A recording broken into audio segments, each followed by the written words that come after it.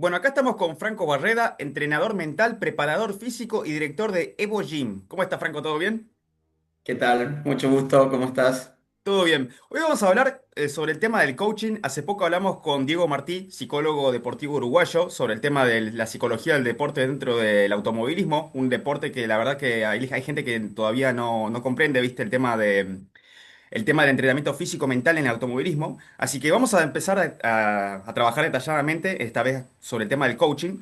Así que, Franco, contame, actualmente, ¿con qué pilotos trabajás y trabajaste ya en tu carrera como coach? Sí, he trabajado hace muchos años, estoy muy ligado al deporte, a ver, sobre ruedas, tanto motocross, automovilismo, también bicicross, y soy muy apasionado de las actividades sobre ruedas. También he competido en motos, así que, bueno, creo tener por ahí un poquito de experiencia dentro de circuitos y tiempo. Hoy estoy muy ligado a, bueno, Mariano Bainotti, que a él lo entrené en su momento cuando él estaba arriba de los vehículos corriendo, y hoy por su hijo, por Lázaro, estoy ligado al deporte motor por ese lado, en lo que respecta a lo que es la parte mental y neurociencias, que es a lo que yo también me dedico. Si mencionaste el tema de motos, y ya me imaginaba a Mariano ya, enseguida. Claro, a Mariano no lo tuve. Estuve con, yo no sé si lo conoces, a Norberto de Bernardi. Me suena. Él, bueno, estuvo muchos años, fue campeón argentino varias veces, compitió en Estados Unidos, Ah, en sí. el AMA. Y Jeremías Fernández, que son dos pilotos de acá, del lugar en donde yo vivo. Ellos vivieron mucho tiempo acá en Río Cuarto y tuve la suerte de poder entrenarlos a ambos. Explicarle a la gente de qué se trata el coaching deportivo y la diferencia, qué diferencia hay con la psicología deportiva. Me comentaste por audio, pero está bueno que se le comentes a la gente. Perfecto. Sí, a ver, el fin es exactamente el mismo.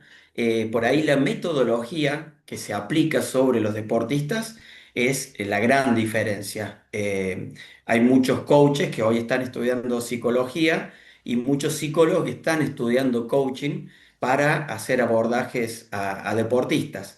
Creo que en la escala del tiempo es donde se radica la principal diferencia.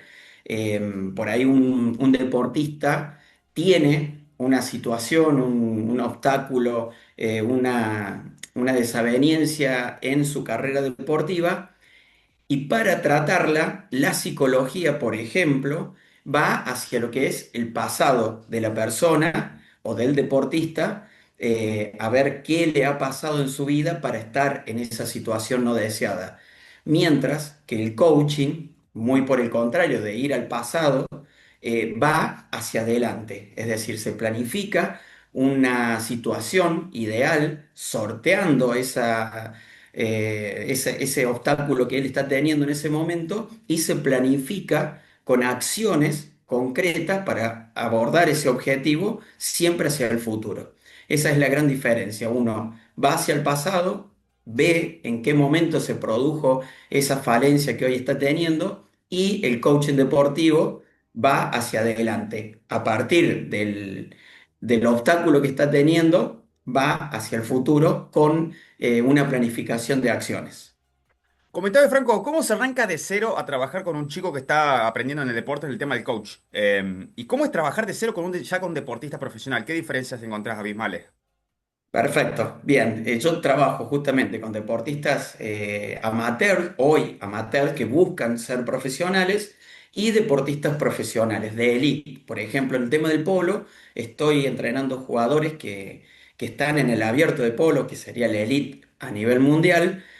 Y la gran diferencia, yo creo que para estar en donde hoy están las personas de élite o deportistas ya consagrados, tienen que tener una base. Es, por ejemplo, si lo comparamos desde el punto de vista físico, ya tienen una base física de resistencia, de fuerza, mucho que se trajo de la cuna, ya natural, y un poco también estimulado por los años de lo que es la parte deportiva.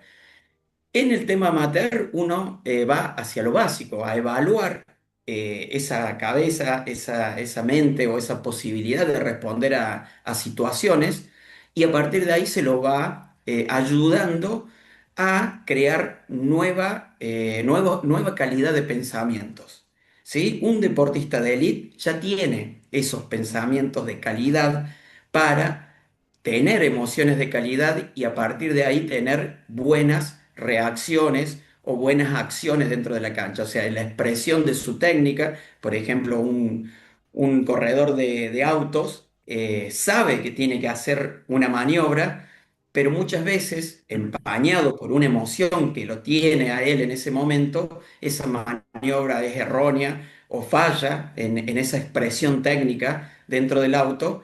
Y los Elite ya lo tienen a todo eso, o sea, tienen un aplomo a nivel emocional para subirse a un vehículo y los deportistas amateur hay que ir descubriendo cuáles son esos pensamientos que le producen esas emociones que no lo dejan expresar su técnica.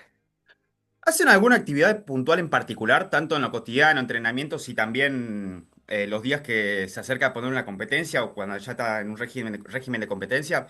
Yo me acuerdo que cuando hablé con Diego, eh, él trabaja mucho con el tema de, hay muchas, una especie de software que tienen ellos en el instituto donde trabaja, donde trabajan mucho el tema de los reflejos, el tema más o menos como concentración, esas cosas en particular. ¿Ustedes los coaching trabajan cosas parecidas? ¿Puede ser? ¿También? Exacto. Yo aparte de coach, soy profesor de educación física, licenciado en educación física y me dedico hoy exclusivamente a esa parte, a lo que es la parte de estimulación respecto a las neurociencias. Toda la parte sensorial, lógicamente que sí se estimula en todos los deportes. En todos los deportes hacemos una estimulación. Yo he trabajado en fútbol y hacemos un trabajo a la mañana, por ejemplo, si el partido es a la tarde, hacemos una estimulación a la mañana de lo que es la parte de concentración, relajación muchas veces y estimulación visual, sobre todo, ¿sí? Ni hablar en un piloto que la parte visual es el 80% de toda la información que ingresa es a partir de sus ojos. O sea que hay que tenerlos estimulados, estimularlos durante la semana y previo a las carreras ya tener una rutina de estimulación para que se pueda subir al auto activado. ¿Se puede saber cuáles son algunas de esas actividades de estimulación? No, obviamente no todas, pero para alguna para... Sí, sí, sí, son las más comunes, las que se ven en los circuitos. Bueno, yo tengo imágenes por ejemplo, en los entrenamientos con Lázaro, de hacer un trabajo de estimulación cognitivo y visual para rendir arriba del auto. Es activación. El entrenamiento de esas variables se da en la semana, no se da el fin de semana cuando él tiene que rendir porque tienen un desgaste, es como trabajar el bíceps. Vos si lo estimulás antes de una carrera, lógicamente que va a tener fatiga. Exactamente es en la parte mental. Mientras más estimulación, más fatiga mental se produce. O sea que el entrenamiento es en la semana y en el fin de semana es solo una activación para tener los valores un poquito más arriba. Y los ejercicios son simples. Yo tengo, bueno, la posibilidad de tener luces, en la parte cognitiva, toma de decisiones. También podemos hacer trabajos de coordinación fina con algunos elementos que se pueden hacer. Bueno, he visto ahí en tus videos trabajos que yo me formé en Acumen también, que es en Buenos Aires, que tienen un laboratorio de estos dentro del autódromo en Buenos Aires y es eso. Nada más, yo lo único que no tengo es un simulador, pero sería también bárbaro poder adquirir uno. Me comentaste que, curiosamente, ¿cómo es trabajar con la familia del deportista? ¿Qué líneas se trazan a la hora de hacer un mapa de trabajo con el grupo familiar? Es algo muy curioso, me comentaste antes de la entrevista, ayer, sobre que también trabajan con la familia. Comentarle a la gente cómo es eso de trabajar con ellos. Exactamente. La especialidad mía es armar equipos, en este caso deportivos, equipos empresariales, equipos de lo que sea, armar equipos familiares. En el caso de los deportistas, el equipo primario es la familia. Después entraría todo lo que es el preparador físico, el técnico, la persona que en este caso el mecánico en lo deportivo. Y después hay un montón de otras personas que también forman parte de equipos. Una persona que le maneja la publicidad, un representante, todo eso forma parte de un equipo. Digamos, siempre mi intención es trabajar con la mayor cantidad posible de personas que van a influir sobre la carrera deportiva de un piloto o de un deportista. Pero sí se trabaja mucho con la familia. En el caso de Mariano fue especial por una cuestión de que Lázaro hacía muy poco que estaba Claro, en el claro. ambiente, digamos, subido a un karting y ni hablar a un auto. Él tuvo dos pruebas en un auto y ya marcó tiempos, hizo cosas que Mariano lo primero que hizo me llama por teléfono: Franco, yo no sé si soy yo que estoy viendo cosas raras con mi hijo o es verdad que a lo mejor sabe manejar. Y efectivamente, él hoy está corriendo y todo, pero en esa primera instancia fue mucha contención a la mamá y al papá, de ver que su hijo tenía posibilidades de ir a otro nivel, no a nivel internacional, porque en ese momento ni se pensaba, sino que era bajarse del karting y subirse a un auto. Era algo extraordinario para la familia, sobre todo para una mamá. En ese caso, sí se habló, se entrenó y se puso sobre la mesa todas las variantes y todas las variables que tiene un caso como este.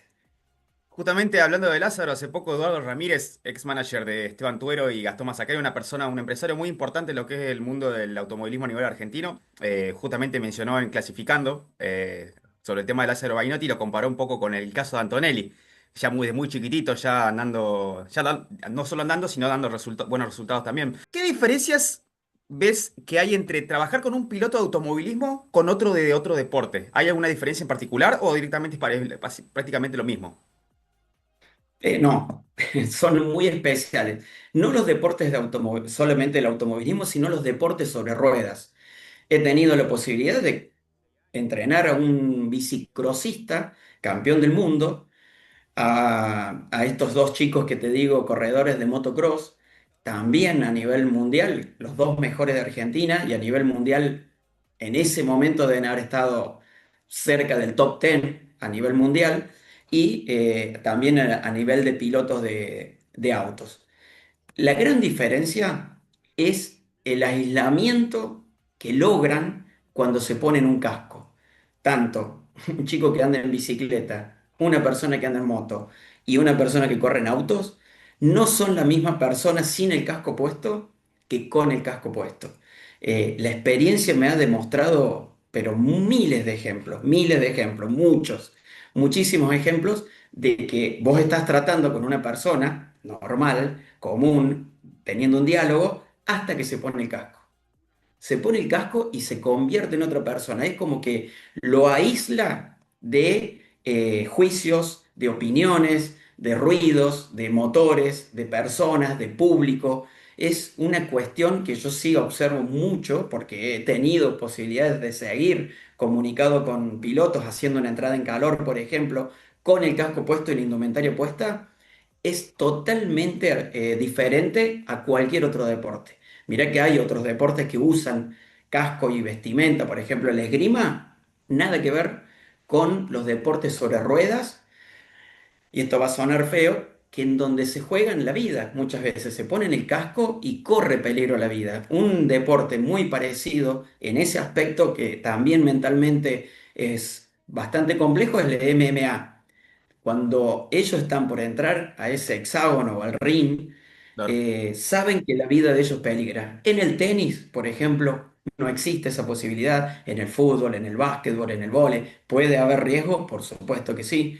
Pero en estos casos específicos, ponerse el casco es todo un tema para los deportistas que van a, digamos, a tener un alto riesgo cuando, la máquina se ponga en movimiento. Son fanáticos de la adrenalina, más que nada. Totalmente, sí, sí, su vida es eso, en todos los aspectos, en el aspecto familiar, aspecto de amigos, negocios y hobbies que eligen. ¿Cómo gestionan el tema de la presión? ¿Cómo se gestiona el tema de la presión con los pilotos? Puede ser causada, viste, fuera dentro del equipo. Obviamente, ya esto ya va un marco mucho mayor con el tema de la presión. Por ejemplo, puede ser cuando los objetivos no se dan, ya sean resultados, o por el que el piloto no tiene confianza suficiente en su pilotaje, o surge un golpe inesperado ajeno a su control, que cambia obviamente los planes por completo, porque que te bajen de una butaca de golpe por temas comerciales, o puede ser también en este caso esperando subir a una categoría o un equipo de elite y estar todo el tiempo esperando mucho y que no se dé el objetivo. ¿Cómo se contiene en ese caso a un joven y cómo se trata para cambiar el foco sin que le afecte la piña en todo esto lo que es la presión? Que engloba más Exacto. cosas. Bien, la presión como presión no existe si no existe un pensamiento que lo provoque dentro de la cabeza del deportista. Uno puede decir, pero si te bajan de un equipo, te sacan una publicidad, todo lo que quieran, digamos, poner como manifiesto de una presión, lógicamente que sí puede llegar a ser. En la cabeza del piloto, por lo general, y del deporte en general, es bancar los procesos, ¿sí? Parece una frase tan trillada y tan utilizada de bancar los procesos, pero es exactamente eso. Cuando se hace costumbre en el ambiente en donde se desarrolla el piloto, el proceso en sí, lo que afecta muchas veces lo externo, no es tan grande como para bajarle el rendimiento a un piloto. La presión como presión no está, no existe si los pensamientos son de calidad. Entonces, los pensamientos que están puestos sobre el resultado muy posiblemente estén repletos de presión. Cuando el pensamiento está sobre la tarea, ¿sí? En el momento presente y sumamente optimista, esa es la calidad de pensamiento que deberían llevar todos los pilotos que se van a meter dentro de un auto y correr.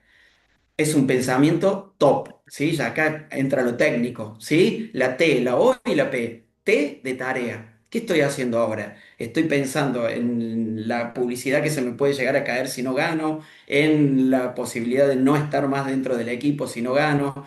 Todas esas cosas carecen de valor porque eso es futuro. La P de top es presente. ¿Qué tengo que estar haciendo ahora? Estar presente dentro del auto, conduciendo la próxima curva. No hay muchas cosas para tener en mente dentro del cockpit del auto. Tarea, optimismo y presente.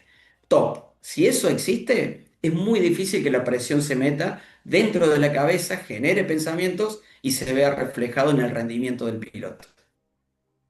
Eh, ya hablando, dejando de lado un poco del tema de la presión, que en el caso de una lesión grave en un deportista que le haga perder gran parte de la temporada o peor, su carrera deportiva, en ese tema, en ese ámbito, ¿cómo se puede trabajar con un joven? Lo hablamos en su momento Bien. con Diego y me comentó que en el tema de los casos que ponerle que se termine la carrera deportiva por una lesión, se planifica el nuevo diseño de vida, si se puede decir así la palabra, ¿no? Algo así me dijo. Pero, ¿cómo es trabajar con eso en esos casos? Bien, a ver, yo tengo todo un mundo. También me dedico a la rehabilitación de lesiones en deportistas. Tuve la suerte de que con Mariano, dentro de un equipo de TC 2000 estaba Juan María Traverso, siendo parte del equipo. Y yo sentadito todo el tiempo, escuchando, viendo, dentro de boxes, siempre la frase, y sí, suponete, se la puso en la curva número 3 tal piloto, y era esperado, y sí, se le rompió el motor a tal otro, y sí, decía Juan María.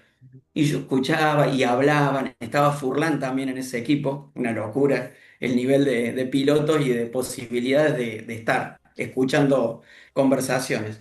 Y sí, un día me atreví a preguntarle, discúlpame, siempre que se pega alguien, rompe el motor, se le pincha una rueda o sale de la pista, muy siempre, por lo general, te escucho decir, y sí, claro que sí.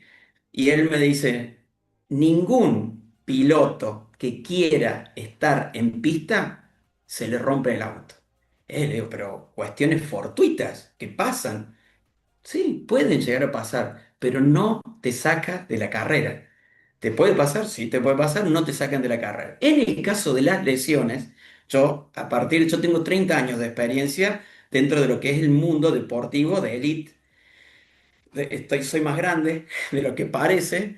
eh, ¿Qué pasa? Todas las lesiones, yo he trabajado mucho en fútbol y en tenis, bueno, ahora lo estoy haciendo en el polo, pero todas las lesiones siempre vienen aparejado a una situación de no querer estar en pista, cuando es un deporte motor, o sobre ruedas, o dentro de una cancha, cuando es un deporte en conjunto, o de tenis, que es individual, pero que no quieren estar dentro de la cancha, se produce una lesión y vamos a tener para charlar 10 millones de días, pero es ese el pensamiento que yo tengo y muchas veces que comparto con mis deportistas.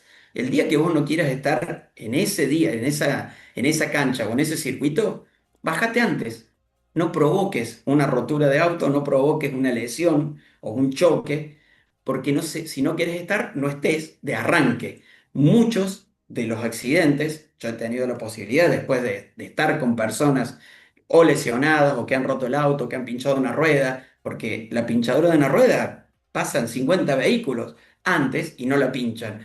Y justamente uno es el que pincha una rueda, una cubierta, o se rompe esa cubierta, y es ocasionado, según Traverso, por el piloto. Siempre que se rompe un vehículo o se lesiona muscularmente o el tipo de lesión que sea, muchas veces es muy controversial lo que digo, pero es una teoría mía que la llevo a todos lados donde voy y efectivamente cada vez que tengo la posibilidad de tener un retorno, un feedback de algún deportista, me dice exactamente, sí, la vez que me desgarré, recién me había divorciado, nunca me lesiono. Ese día no quería estar en cancha. Y así sucesivamente con muchos deportistas que han tenido ese tipo de problemas. Por eso, bueno, vamos ahora a la pregunta tuya. Creo que hay que tratar eso que yo te estuve comentando, primero con el deportista lesionado y a partir de ahí empezar a volver a introducirlo o, como dijo el psicólogo, es un cambio de vida, un cambio de actitud hacia la vida para o que quede dentro del deporte y poder estar al 100% o hacerse a un lado del deporte y poder vivir en paz el resto de su, digamos, carrera o cambiar de deporte. Bueno, hay un montón de opciones. Ustedes siguen, otra cosa que habíamos hablado con Diego, sobre ya un tema más difícil, ya vamos con las últimas dos preguntas, que también va con el tema de los pilotos del automovilismo y también con el resto de los deportistas, es sobre el suicidio en el deporte. ¿Ustedes siguen algún procedimiento en particular para detectar, o una vez detectada la alerta roja? Se sabe que hay muchos clubes que tienen una enorme cantidad de casos de alerta de suicidio y que nunca salen a la luz, obviamente, pero que sí salen cuando ya ocurre el hecho. ¿Cómo se acompaña en un caso así cuando hay una alerta y si hay alguna manera de prevenirlo? Bien, es como muchas otras valencias, muy delicado el tema. Cada vez que pasa algo de esto o grave, en mi ciudad, lógicamente que los medios recurren a Franco, el entrenador mental que está con deportistas. Yo tengo también una teoría fundada en que una persona, por ejemplo, voy muy a lo grueso, ¿no? Que no sabe patear una pelota, no puede estar jugando a la pelota. Un- una persona que quiere hacer levantamiento olímpico de pesas y no tiene un desarrollo muscular acorde, no tiene que estar levantando pesas. Hay personas que no tienen una preparación mental y por tener condiciones físicas y condiciones técnicas, los meten a hacer un deporte de élite. El deporte de élite no es salud, eso está ya muy estudiado y claro, no es salud. Siempre yo pongo un caso porque salió airosa y es una chica que hoy vive muy bien. Osaka fue número uno del tenis. Ella no aguantaba, no tenía la preparación, ni siquiera, digamos, la posibilidad de entrenar la parte mental para afrontar ser número uno del mundo en tenis. Osaka cuando gana, yo no recuerdo si era Roland Garros, se la obligaba por contrato en ese torneo a dar una conferencia de prensa. Ella no quiso ir porque no tenía la posibilidad de poder hablar en público con muchos periodistas, siendo la número uno del mundo que se había convertido en ese momento y campeona de Roland Garros y no fue a dar esa conferencia de prensa, lógicamente que le quitaron los puntos y ahí empezó la debacle de ella. Hoy, al día de hoy todavía no pudo volver a su nivel, estuvo creo que 40 del mundo, lo mejor que pudo hacer y ya volvió a estar en puestos muy lejos de lo que es el top 10. Eh, y esa chica no tenía preparación, era una nena, en realidad era una chica de 19 años cuando gana ese torneo y era número uno del mundo y no pudo volver más. No sé si se entendió, creo que hay chicos que sí están preparados para afrontar todo lo que es un deporte de élite y otros chicos que no. Algunos no de la parte física, otros no de la parte técnica, otros no de la parte cognitiva porque no entienden una estrategia o una táctica y otros desde el punto de vista mental no están, no tienen la base siquiera para afrontar todo lo que demanda un deporte de alto rendimiento. Para cerrar, Franco, ¿cómo se trabaja con un chico que viaja desde el exterior a una cultura ajena a la suya para competir y teniendo en cuenta que muchos adolescentes están obligados a crecer de golpe, como le pasó a Franco Colapinto en su momento, que se fue con 14 años a Italia a vivir en un taller de karting, que aprendiéndose a hacer los fideos en una pava eléctrica, por ejemplo? Eh, o como le pasó a Esteban Tuero en su momento, que siempre menciona a Esteban Tuero, que tuvo más una época de los 90 que no existían los celulares, las redes sociales, que las llamadas eran pagas a larga distancia y que se fue a vivir a un pueblo en Italia, que la única conversación que tenía era con el policía del pueblo, jugar las cartas, teniendo 16 17 años, que eso es muy, muy duro para un chico, para un adolescente. Em, en ese caso, ponele, cómo se trabaja para volverse resistentes a la soledad? No tener, no tener un hogar estable, el tema de no tener amigos, el tema de los viajes, en muchos casos aguantar también los golpes del cotidiano y aparte de todo, tener que rendir en el deporte desde minuto cero. ¿Cómo se trabaja con un chico del exterior en esos casos? Bien. Yo trabajo con muchos chicos que hace años que estoy, por ejemplo, desde los 12 años, hoy ya tienen 18, 19 años y están jugando al fútbol, al polo, a deportes en grupo o individuales fuera del país. Hay chicos que, volvemos a lo mismo de recién, que pueden hacerlo. Estuve con chicos hace muchos años, año 91, 92, que no existía nada de lo que es la comunicación, como vos lo estás diciendo, con el caso de Tuero eh, ¿qué pasa?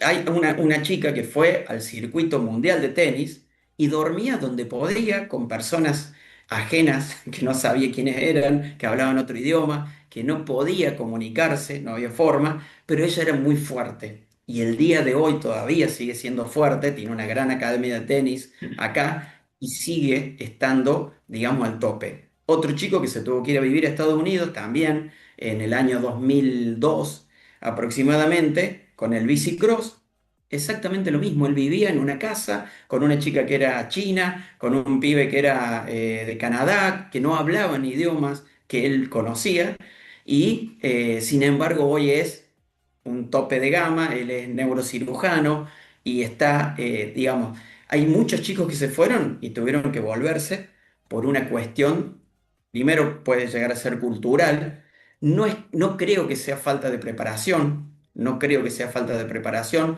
creo que la preparación la da su familia, no un psicólogo o un coach o un entrenador, es muy difícil ese tema, el desarraigo, las posibilidades de desavenencias en el exterior son muchísimas, infinitas, y no hace falta ser un deportista de élite para vivirlas, sino que una persona que va a probar suerte para ser camarero en un bar también tiene las mismas vicisitudes y tiene que volver al lugar de origen o simplemente no llegar a los resultados que por ahí lo motivaron a irse. Franco, muchísimas gracias por la entrevista, te mandamos un fuerte abrazo y bueno, vamos a decirle también de este lado un fuerte abrazo para la familia Bainotti, así que vamos a ver si podemos hacer una entrevista a Lázaro y a Mariano dentro de poco, que le está yendo muy bien allá en Estados Unidos y bueno, esperemos que tenga para bastante. Exacto. Bueno, muchas gracias a vos, Juan Pablo. Un gusto haber estado y participado en esta entrevista.